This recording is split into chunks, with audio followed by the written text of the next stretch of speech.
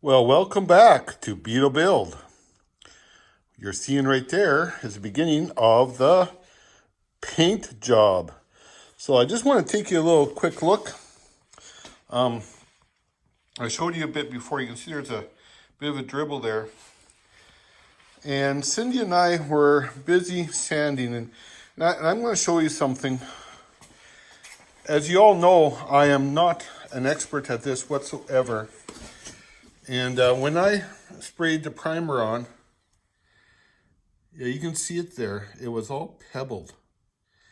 I didn't have it atomized right. I obviously didn't know what I was doing. Caught operator error. So we're slowly sanding it down. I'm mostly, it is smoothing it out really nice. It's taking a lot of time to do it. Again, I didn't spend all the time videoing it because I just didn't want to bore you guys too badly. But I'm mostly have it all primed. I'm going to finish this off. I'll let you watch me hit this area, and then I'll clean it all up and start getting it ready for doing some painting. So here we go. So I've been sanding this all off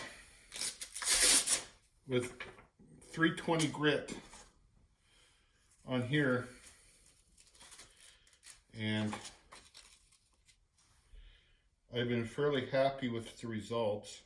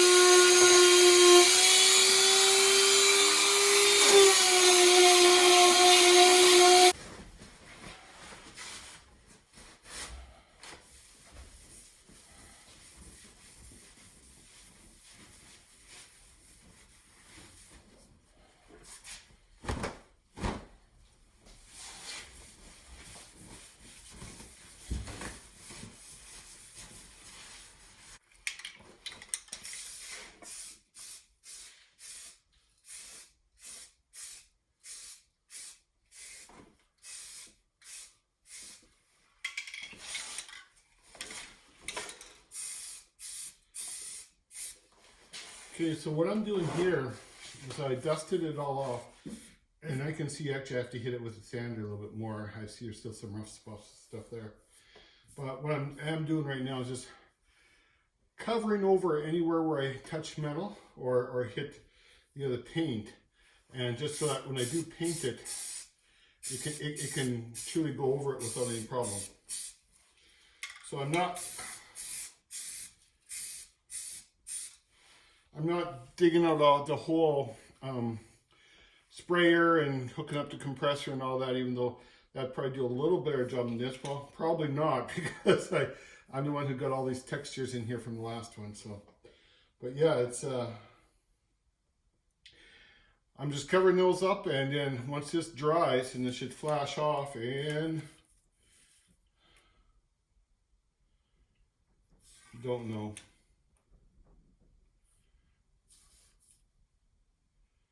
Do not smoke, do not inhale fumes. Use outdoors. Okay, I've done about 100 things wrong.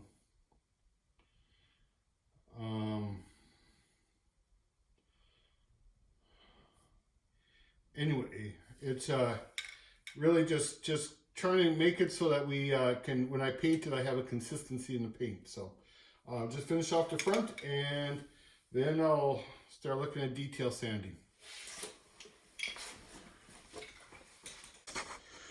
Okay, I've done touch-up primer all over it. Once it flashes off, it's actually not too bad. It doesn't, yeah, you can see a few drips right there off the sandals out. That came before I shook the can good enough. But yeah, that's kind of where we're at right now. I'm seeing more spots that need a sand, but hey, I like sanding. And so we'll continue that on. And see a few more things, and I got it on a little too thick there. You can see a drip starting to form already, but that's why we have sanding. I have a hunch once I'm done painting, I'll have a lot more sanding to do. So that's where we're at right now. And now I'm going to start hitting all these with sandpaper and seeing if I can't get these to smooth out real nice. All the fenders and all the other details that I didn't, I know we're going to need a lot of touch-up. So anyways, we'll talk to you soon.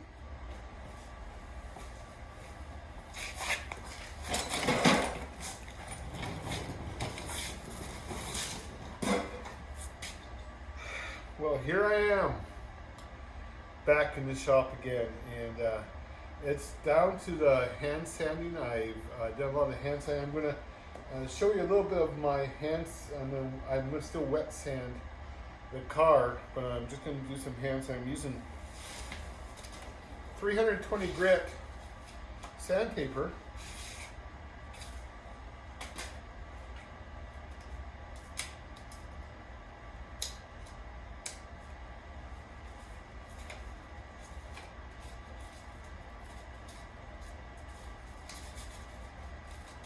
I'm just wrapping around a sponge sanding block.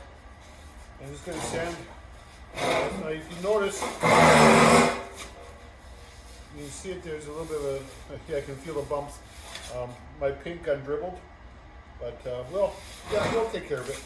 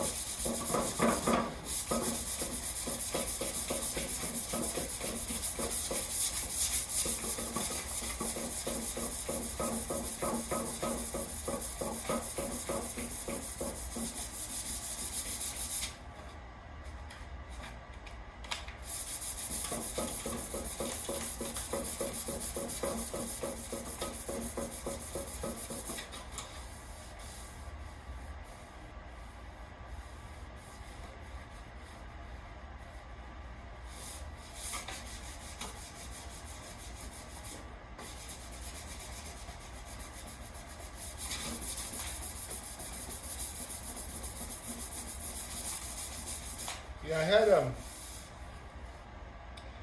I showed you earlier the texture, and the 320 grit is not quite cutting it, so I'm going to see if we've got some 220 around here that I'm going to try to use on that. Well, I've got some 180. It's not 220, but it's close.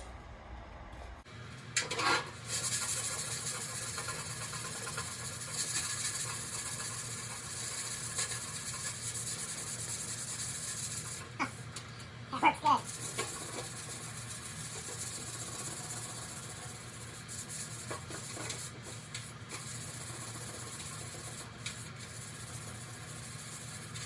I was watching a YouTube video, and I really appreciate what one of the guys said.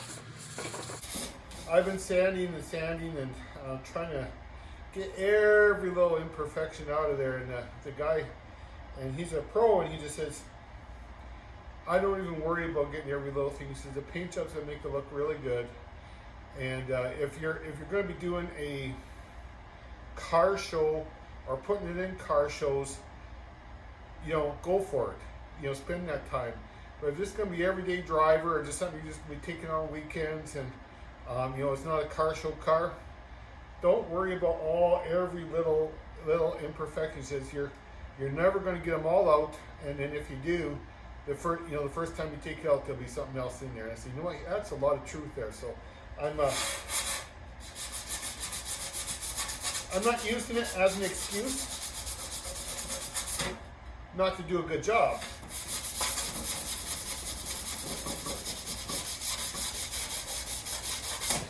But you know what?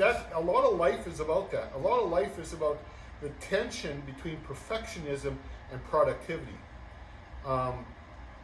I know people who are so perfectionist-minded, they get nothing done. And you know, they'll work hours and hours and hours on something that the average person could just do it, you know, in an hour or two. They'll spend 20 hours on, and they'll pursue things to the utmost, and yet in the end, it doesn't get them any further ahead. I guess they have the self-satisfaction that they dug in that deep, but what is that satisfying? Now, if you have productivity and perfectionism, there's always going to be a tension there, and you need to win out a little bit on the side of productivity over perfectionism, because productivity is going to get the job done in the end. You know, like you don't hire someone that's the ultimate perfectionist to get something done, because you know 5 years later you still don't have it done. I've got a buddy who's building a house. He's been building the house for 12 years. Still doesn't have it done. Why? Because he's a perfectionist. Now he's spending millions on this house, but it's still not. I wouldn't want to live in a house that never ever got done. But at the same time, I don't want to live in a house that looks like garbage either. But there is a balance. But you still have to win out a little bit on the productivity side over the perfectionist side.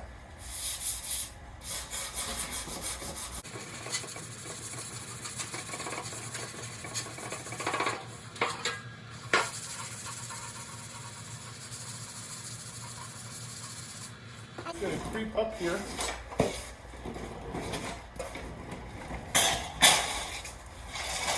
I'm getting an idea what I'm doing, so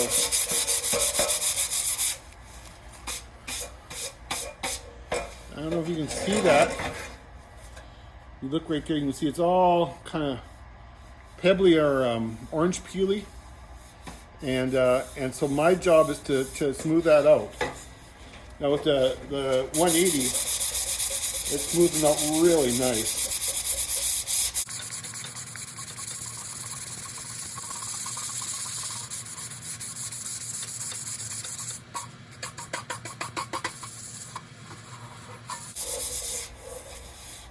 And you can see it right there.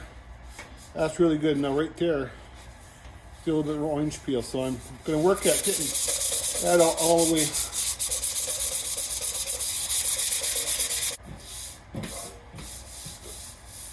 Okay, I'm going to do a touch up with a primer.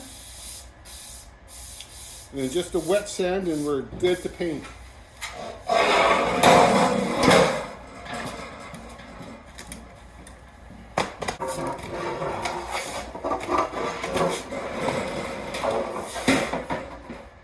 You know, sanding away on this dusty stuff is a good time for thinking, I do a lot of thinking while I'm out here. There's no end of challenges when you are a boss and in charge of organizations and trying to be doing and working with people.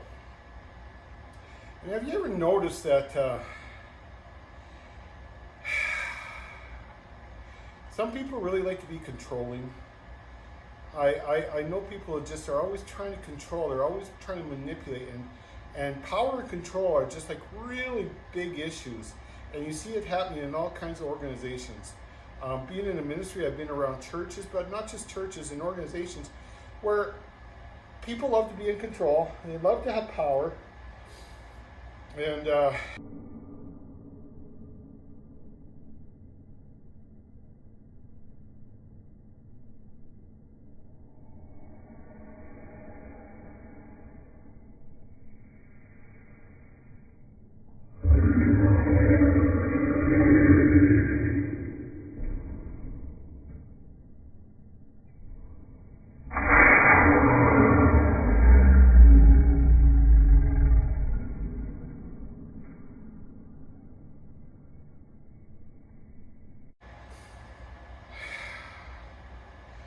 yet some of the most effective leaders, you knew they were in charge, but they never ever had to exercise that authority. They never had to become controlling. And I paid attention to that. And I really, to me, it boils down to this: there's people out there who have tremendous character, and those people with positive character just don't have to manipulate. They don't have to be controlling. They don't have to be trying to say, "Oh, I'm right and I have to have my way," and try to sort of power and control, manipulate you into following after them. And I love those type of leaders. But I've also noticed that people with bad character will also start to control and manipulate you. Now, one of the fruit of the Spirit is self-control. But these people are all about other control, and they're trying to control others all the time and manipulate others. Another situation in this whole thing is competence.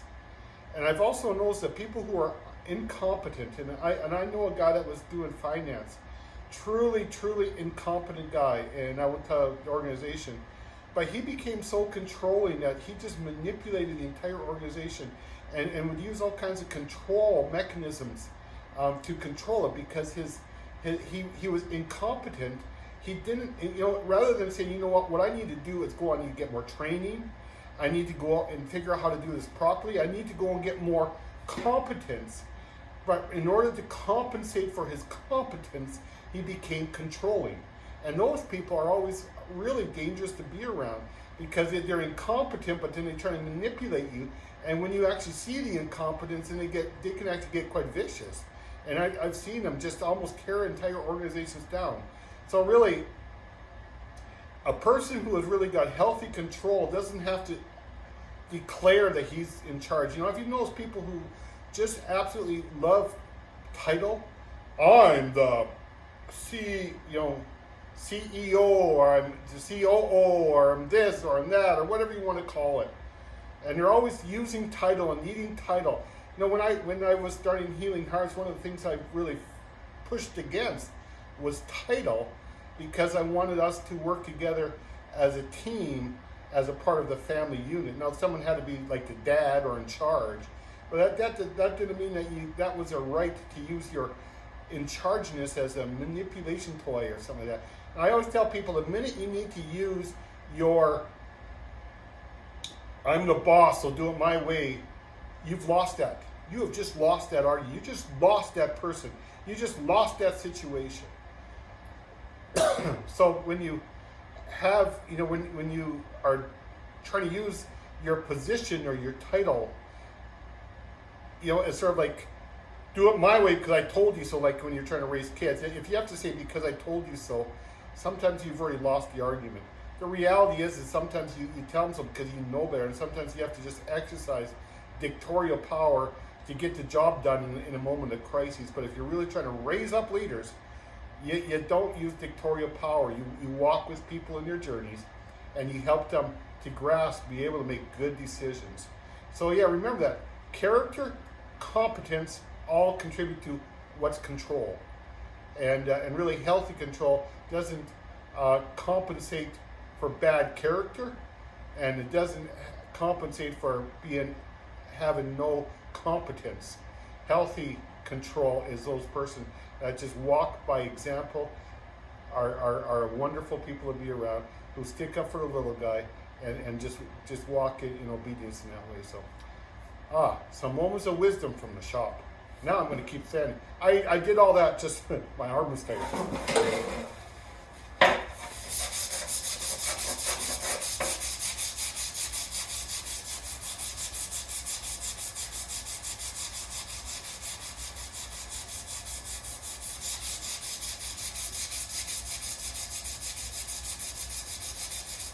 Anybody that makes comments specifically around what I just shared, I'll buy you a coffee if I'm around.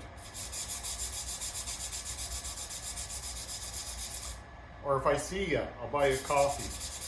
This also goes viral and I end up with 10,000 people wanting a coffee. Well, come on over, the pot's on. When it's not full of COVID.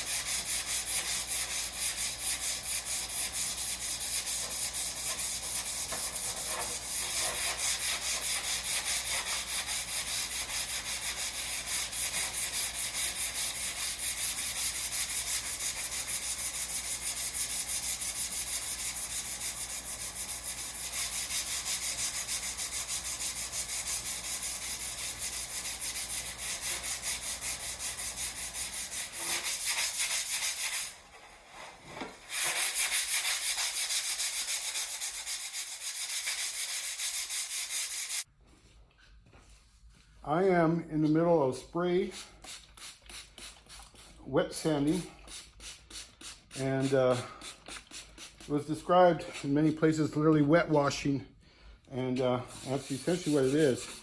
When you start, you can feel a slight resistance, and as you knock off that first layer, it goes from just a light resistance to really smooth very quickly, and you can see the milky substance that's left behind. And so I just hit it a little bit more spray to make sure it's nice and wet. I've been using up some of the shop towels.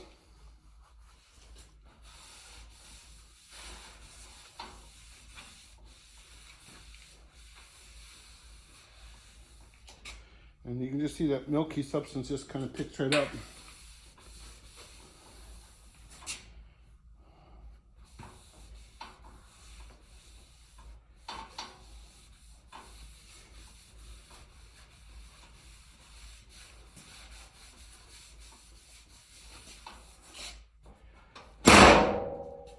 And that's it. So I'm going to go back.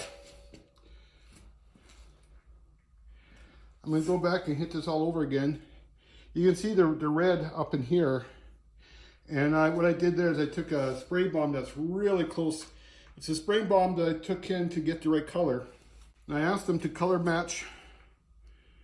I asked them to color match his cap. And so I have a touch-up spray bomb that I can easily pick up.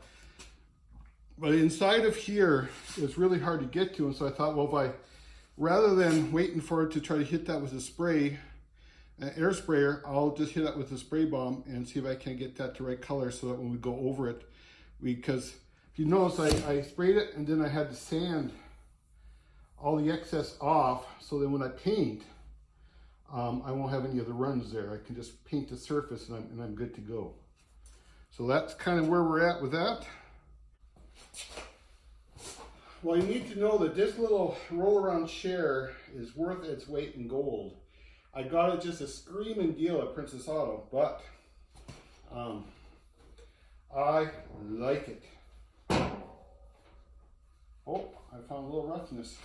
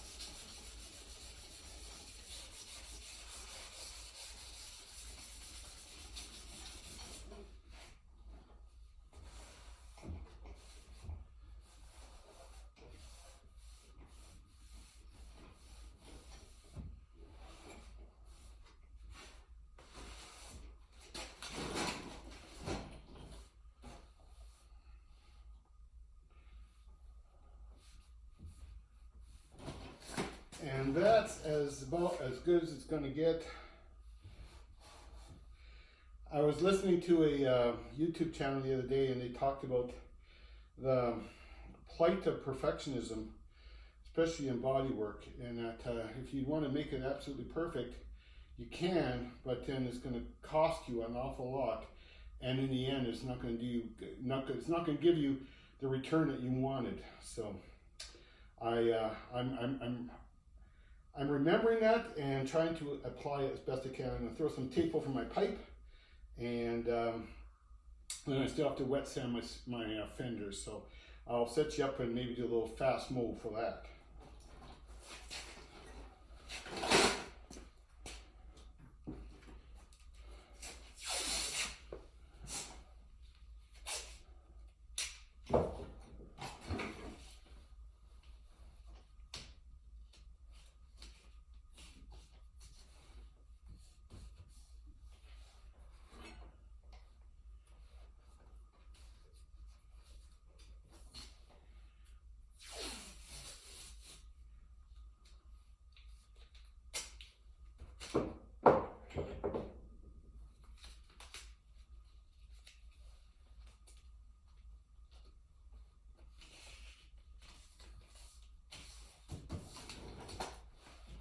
Done. All those little things you think you're going to get done, you just don't quite get around to, so done. I don't know if I'm going to have to go through and sort of do a wash with just spray and wipe, but we'll see. But now it's time for fenders.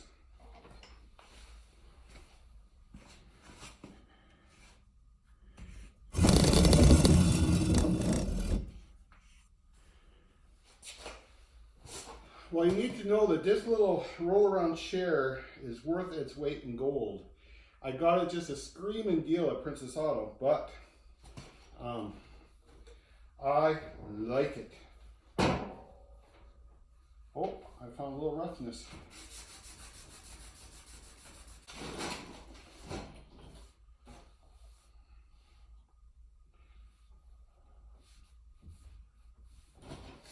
And that's about as good as it's going to get. I was listening to a YouTube channel the other day, and they talked about the plight of perfectionism, especially in body work, and that if you want to make it absolutely perfect, you can, but then it's going to cost you an awful lot, and in the end, it's not going to give you the return that you wanted. So, I'm remembering that and trying to apply it as best I can. I'm going to throw some tape over my pipe, and then I still have to wet sand my fenders. So I'll set you up and maybe do a little fast mold for that.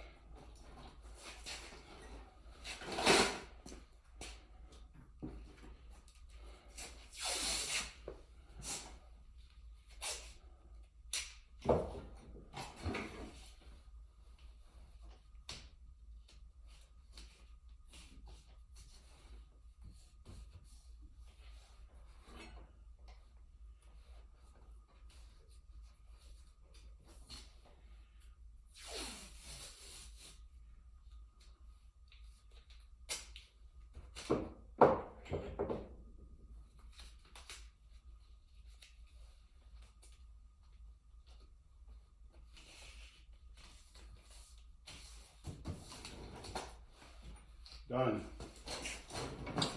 All those little things you think you're going to get done, you just don't quite get around to, so done. I don't know if I'm going to have to go through and sort of do a wash with just spray and wipe, but we'll see. But now it's time for fenders.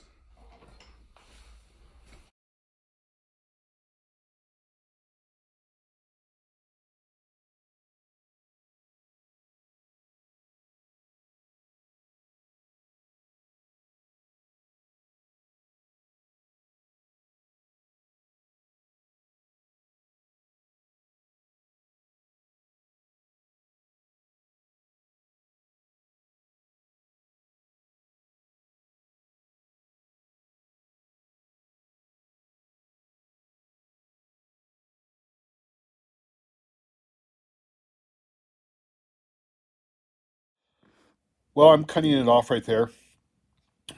There's a lot of dust in there. I hope you like that explosion sneeze, and I hope you did find some treasures in the midst of my ramblings there. Those are just bits of wisdom that I've picked up along the way. Anyway, have yourself a great day. Thank you for tuning in. Thank you for watching. I'll be having some more videos out before long. I'm pretty excited. Next step is painting. And so, yeah. I'm sure I'll make a lot of mistakes, and in that journey, we'll learn a lot too. So hang in there. Thanks for following. Thank you for some of the loyal support I do have out there. So have yourself a good day now. Bye now.